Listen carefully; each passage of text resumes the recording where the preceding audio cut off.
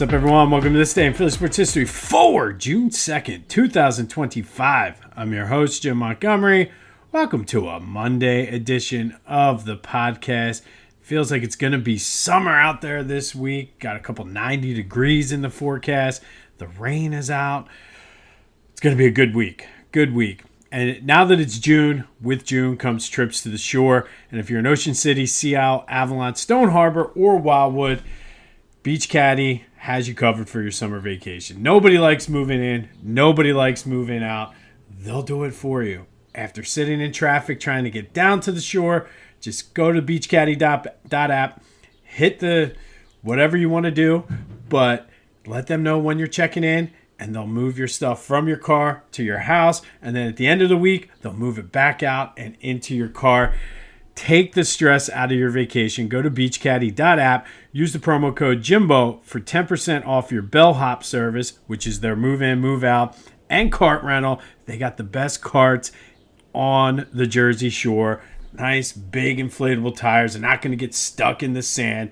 Beach Caddy has you covered. Take that stress out of your summer vacation. Go to beachcaddy.app. Use the promo code Jimbo for 10% off your bellhop as well as cart rental services. If you're in Ocean City, Sea Isle, Avalon, Stone Harbor, or Wildwood, take the stress away. All right, speaking of stress, though, Phillies, lots of stress this weekend. And actually, you know what? Let me rephrase that. It wasn't a stressful weekend with the Phillies. I think Friday night they were out of it pretty quick. Saturday, they certainly were out of it pretty quick. And yesterday, for whatever reason, it just felt like they were going to lose that game. Even though they were up 2-0, you just kind of had this feeling they were going to lose it. And it's a shame because Ranger did not pitch bad. The bullpen did not pitch bad either. Just defense, man. Weston Wilson played that like a little leaguer. Should have been caught. Surprised they didn't call it an error. And then Trea Turner is just, he's a liability. Fifth error of the season, and if he's not making errors, you got to worry about his arm. Just an absolute liability out there at shortstop. The offense only managed 6 hits. So just, I don't know, throwaway weekend. I'm not ready to panic yet. I don't think you should. We'll see how they respond this week. You didn't have Bryson in the lineup, which certainly helped, but just, like I said, it was a stress-free weekend, but not in a good way. Just, I mean, Saturday, I was so looking forward. Wife was away with my daughter. Went out to dinner with my son. I'm like, we'll watch the Phillies. By the time we got there, it was already 12-0. So, yeah, stress-free. You can't have much stress when you're losing 17-2. But put it behind us. Off day today. They're up in Toronto this week. Move on to the next one. Some help is on the way. Mick Abel is being called back up and will start on Thursday. Does seem like he's going to be there for the time being, whether it be for an audition or to increase trade value, or maybe it's going to be his spot. Also leads me to believe that Aaron Nola is either more hurt than what we thought, or this is kind of a mental thing to give him a break. Who knows? Taijuan Walker is going to move back to the bullpen. And they're going to try him in more high-leverage spots, which at this point, it can't be worse than what you've already had. Jose Ruiz was optioned back down to AAA. Just a crossroads, I guess, here for the Phillies. But that does lead to today's question of the day. Would you consider, and everybody keeps talking about moving Trea Turner to the outfield, but he's not been getting any working on fly balls. Would you move Trea Turner and Bryson Stott and just swap them? Put Trea at second, Bryson at short. I don't think it could hurt, but let me know your thoughts on that. 267-495-8531. That's the Back to the Future voice and text line. Let me know your thoughts on that. Anything else Philly sports related, but just brutal. Just bad. I mean, as good as they were playing against those crappy teams, Milwaukee came in hot to their credit, and as good as things were, that's how bad they were this weekend. So you put it behind you, you move on. on to Toronto. Anxious to see what Mick Abel does on Thursday. All right, let's do some quick housekeeping. Be sure to follow me on social media, Jimbo_Mott on Twitter and TikTok. On Instagram, @PhillyJimbo. Subscribe to the YouTube channel, Jimbo_Mott, and continue to spread the word as we grow this thing. If you want some highlights on whatever we're talking about, I post highlights, clips, photos on my social media, including my Facebook and LinkedIn, so hit me up there. Big week for the podcast this week. Thursday, I think it's Thursday or Wednesday. I guess it's Wednesday, will be my 1,000th straight show. Pretty impressive. We'll kind of go over what's happened in Philly sports for the past 1,000 days. And then throughout the month of June, I'm going to be adding some new segments and kind of playing around with some of the presentation of the podcast. As you know, I've been doing a trivia every day. That's going to stay. And then each day is going to be a specific focus. We're still going to do our special things like the tournament, things like that, but just kind of tweak things as I prepare. And here's the big announcement on a Monday. I am going to drop the podcast to Monday through Friday. I'm going to stop doing the weekends, and I'm going to do this for two reasons. That's coming June 20th is when that change will go into effect. And a couple of reasons for that. One, obviously it'll free up some time for me, and I'll be able to kind of repurpose that time back into presenting the week, the Monday through Friday portion of the podcast. But it also is going to free up some time kind of thinking ahead for the fall. I'm working with doing a similar to what I did on the podcast this year, but dedicate a whole show just to an Eagles pregame. Kind of working with some folks trying to kind of align that to have a co-host with me for that. As I work on the details, I'll give you that. But 1,000 days, that's a long time. And I'll get more into this on Wednesday when we finally hit the 1,000-day mark. But have not missed a day in 1,000 days. And like I said, I think it's time to really kind of focus and expand what I'm able to do. And having the weekends free for that will allow me to do more kind of special content. I did the interview not that long ago with Lenny Wagner. If you're an OG, you remember back when I had Back to the Future was my original podcast, and I did some interviews and more longer form. And I think by freeing up the weekend, it will allow me to kind of get back into being able to do some of that. But I'm really excited about the the Eagles show for the fall. Details and everything will be forthcoming. But like I said, big day or big week for the podcast as we approach 1,000 days. And then June 20th will be the last Friday show before we go and just do it Monday through Friday.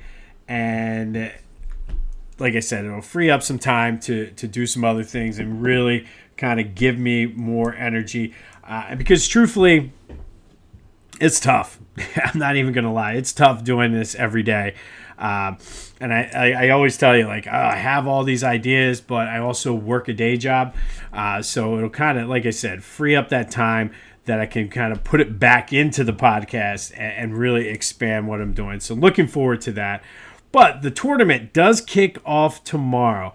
We're going to run our greatest seasons and individual seasons in Philly sports history tournament starting tomorrow.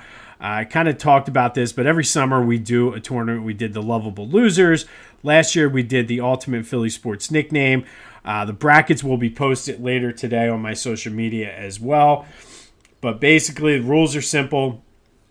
Each of the four major teams, or I should say each of the four major sports, and I'll get more into that in a minute, have the 12 best seasons as chosen by me, the selection committee. I tried to not have certain matchups just to make it a little bit more entertaining. Remember, this is all for fun, but the 12 best seasons from each of the four major sports, and we're just going to do a rotating thing: Phillies, Flyers, Sixers, Eagles, and then until we get down to the Final Four and the champion. All you need to do is vote for who had the best season or which was the best season. Get your voice heard and then move on. I'm expecting a lot of discussion on the Discord channel, which is live. Click the link in the description for that. But looking forward to this tournament throughout the month of June and July. And then, again, I'm very excited for the new segments. I spent a lot of time this weekend kind of mapping out how they fit in currently with what we have. Don't worry, Tuesday's positivity and motivation is not going away. Fridays with AI is not going away. Just going to add some things for the other days, Monday, Wednesday, and Thursday. So stay tuned for that as we go through the summer. But a summer of change for this day in Philly sports history. However, you still will get the same quality content. And, of course, looking forward to the Eagles pregame show in the fall. All right, so speaking of the tournament, let's recap yesterday's question of the day. I asked you, what was the greatest season in Philly sports history? So many people said Saquon. Obviously, Saquon is the number one seed in the Eagles bracket. Tried to, like I said, individual accolades, team success, kind of unscientific formula, if you will. But Wilt Chamberlain's averaging 50 points per game was mentioned. He is actually the number 2 seed. Wilt's going to show up on the Sixers list a few times. But that is the number 2 seed season all-time in Sixers history. Moses Malone was the 1 seed for the year he won the MVP and led the Sixers to the championship. Now, I mentioned the 4 major sports. Wilt's 50-point-per-game season came while playing for the Warriors. So I can't necessarily say Sixers, so Philadelphia basketball. But Kurt Schilling was mentioned. He had a few good seasons here in Philly. His 98 season made the top 12. Ryan Howard's MVP season also on the list. Mike Schmidt had a few good seasons. Steve Carlton was mentioned. But the number 1 seeds, just as a reminder, as we get ready to kick it off with the Phillies bracket tomorrow. Saquon Barkley's 2024 season, Mike Schmidt's 1980 season, Moses Malone's 82-83, and Mark Recchi's 92-93 seasons are the number 1 seeds. The brackets will be posted later today on my social media, and the tournament gets ready to get kicked off tomorrow. Looking forward to it. Also looking forward to getting my custom 3D hype chain from Lotwin. These things are amazing. So much time and effort goes into the artwork, and just the meticulous detail on these things are amazing. Go to lotwin.com, get your custom 3D hype chain. They're great for kids' sports, bachelor parties, fantasy football, just goofing around, 50th birthday parties, 60th birthday parties, all kinds of fun stuff, bachelor parties, you name it, you can use these 3D custom hype chains. So get hyped, go to lotwin.com, use the promo code TCCPOD to take 10% off your order. That's lotwin.com, TCCPOD for 10% off of your order. All right, yesterday's, I should say, trivia answer. 2 men since 1950 have hit 2 inside the park home runs in the same game. Who are they? Dick Allen did it in 1972 while playing for the White Sox, and then Greg Gagne did it for the Twins in 1986. It's hard enough to hit 1, but to hit 2 in the same game. And Gagne, obviously not really known for his power. Dick Allen, known for his power, but did get 2 inside the park home runs during his MVP season in 1972. All right, June 2nd. Trying to get the positive vibes here for the Phillies. It was a busy, big day for the Phillies. First, we're going to go back to 2002. And on this day in 2002, the Phillies pounded the Expos 18-3 at the Vet. Pat Burrell went 3 for 6 with a homer and 5 RBI. Robert Person, making his return from being injured, went 5 innings, gave up 1 run and 5 Ks, but did a monster job helping himself out at the plate this day. Went 2 for 3 with 2 homers and 7 RBI, a grand slam, and a 3-run shot. Not a bad day for Robert Person back in 2002.